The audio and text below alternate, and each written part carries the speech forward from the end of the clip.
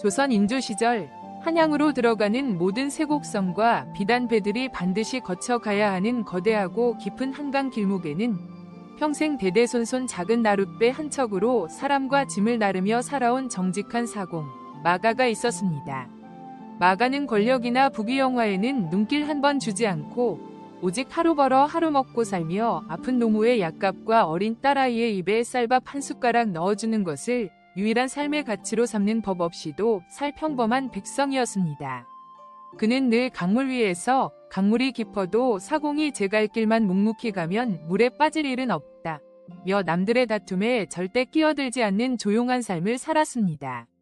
고을 백성들에게 마가는 새벽 안개를 헤치고 가장 먼저 강가로 나오는 성실하고 믿음직한 이웃이었습니다.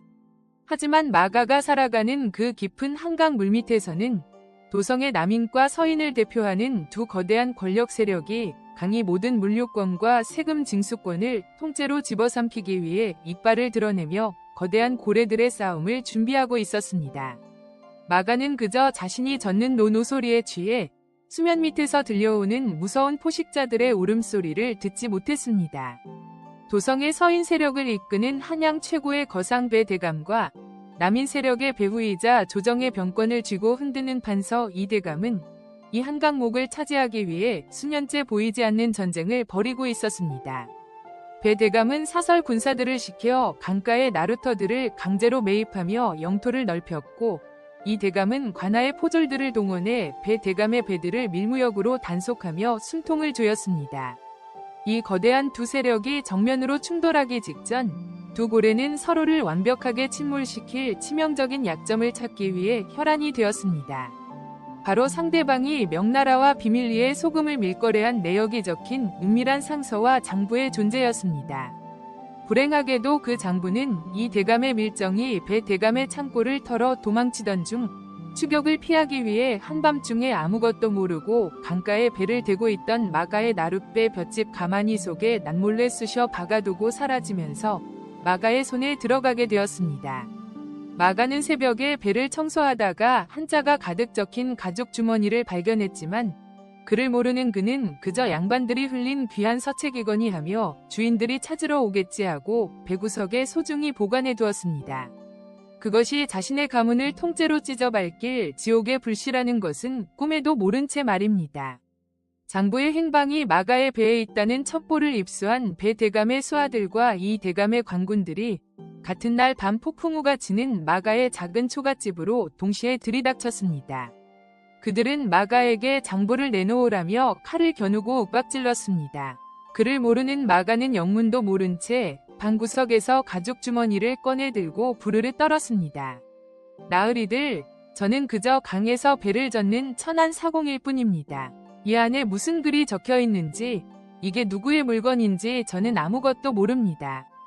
제발 제 노모와 아이만은 살려주십시오. 마가는 바닥에 머리를 찌으며 억울함을 호소했습니다. 그러나 두 권력자에게 마가의 무고함이나 양심 따위는 아무런 상관이 없었습니다.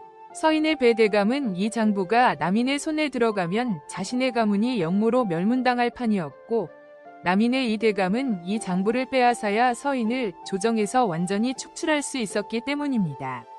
두 세력은 마가의 집마당에서 장부를 차지하기 위해 칼부림을 벌이기 시작했습니다. 쇠붙이가 부딪히고 피가 튀는 잔혹한 싸움 속에서 마가의 늙은 노모는 칼날을 스쳐 그 자리에서 숨을 거두었고 홍비백산하여 도망치던 마가의 어린 딸은 날아든 화살에 맞아 차가운 마당에 쓰러졌습니다. 마가는 자식의 시신을 안고 핏물을 토하며 울부짖었지만 두 고래는 마가의 손에서 가죽 주머니를 거칠게 빼앗아 들고는 서로를 향해 다시 칼을 겨누며 어둠 속으로 사라져 버렸습니다. 다음 날 아침, 핏빛 폭풍우가 거치고 한강 위에는 아무 일도 없었다는 듯 평화로운 새벽 안개가 자욱하게 피어올랐습니다. 도성의 편전에서는 어제 일어난 핏빛 싸움의 결말이 아주 허무하게 발표되었습니다. 서인의 배대감과 남인의 이대감은 장부를 반씩 나누어 가지며 서로의 죄를 눈감아주고 조정의 요직을 공평하게 나누어 먹기로 합의를 보았던 것입니다. 두 거대한 고래는 서로에게 상처 하나 내지 않고 오히려 전보다 더 공고한 권력과 막대한 부를 쥐고 웃으며 술잔을 부딪혔습니다. 그들에게 어젯밤 변방의 강가에서 일어난 칼부림은 그저 권력의 지분을 나누기 위한 사소한 협상의 과정에 불과했습니다. 그러나 그 고래들의 화려한 연회장 뒤편, 잿더미가 된 강가에는 모든 것을 잃은 사공 마가가 홀로 앉아 있었습니다. 노모의 무덤을 만들고 딸아이의 찢어진 저고리를 가슴에 품은 마가는 부서진 자신의 나룻배 조각을 바라보며 허탈하게 웃기 시작했습니다. 그의 눈에는 분노도 복수심도 남아있지 않았습니다. 거대한 권력의 무게 앞에 복수라는 단어 자체가 얼마나 사치스럽고 무력한 것인지를 뼈저리게 깨달았기 때문입니다. 마가는 부러진 노를 강물에 던져버리고 안개 속으로 유유히 흘러가는 거대한 쇠곡선들을 바라보며 핏물 섞인 한숨을 내쉬었습니다. 강가에서 이를 지켜보던 다른 이웃 사공이 눈물을 흘리며 그의 어깨를 잡았을 때 마가는 자식의 유품을 꼭 쥔 채 소름 돋도록 서글픈 마지막 깨달음을 나직하게 읊조렸습니다. 나는 그저 내 배를 타고 내 노만 열심히 저으면 저 높은 양반들의 싸움 따위는 내 삶을 침범하지 못할 줄 알았네. 죄를 짓지 않고 정직하게 살면 하늘이 내 가정을 지켜줄 것이라 믿었지. 하지만 정작 내가 보지 못한 가장 잔혹한 진실이 있었어. 마가는 거대한 고래처럼 출렁이는 한강의 거센 물결을 향해 초점 없는 눈을 돌렸습니다. 강물 속에서 거대한 고래들이 서로 자리를 차지하겠다고 꼬리를 치며 싸울 때 그 고래들은 밑에 있는 작은 새우들을 미워해서 밟는 것이 아니었네.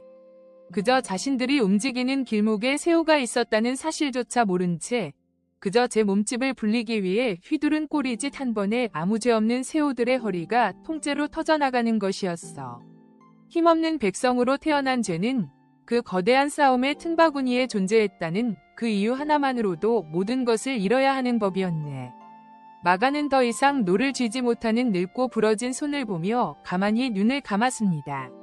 거대한 권력과 자본의 싸움 속에서 아무런 잘못도 없이 그저 성실하게 살아가던 소시민이 어떻게 흔적도 없이 짓밟히고 소모되는지, 그리고 그 지독한 현실의 무력함이 얼마나 잔인한지를 속담의 뼈아픈 서사로 풀어낸 가슴 먹먹하고 서늘한 여운의 사극 비극이었습니다.